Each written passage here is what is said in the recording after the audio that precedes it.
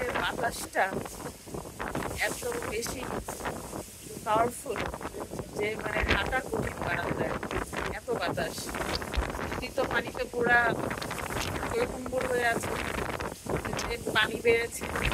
আর বারান্দায় আপনারা দেখেন, আমার মানে মনে হচ্ছে যে আমাকে ধাক্কা দিয়ে সরায় ফেলবে বাতাসটা, এত বাতাস। আর সামনের দিকটাতে তো যাওয়াই যায় না, হাঁটতে পারছিলাম না, মনে হচ্ছে পড়ে যাবো।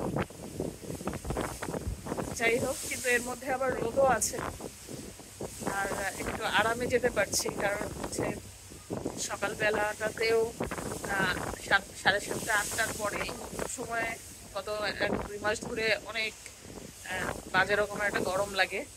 তো আজকে হচ্ছে ওয়েদার ভালো হওয়াতে সেই কষ্টটা নাই।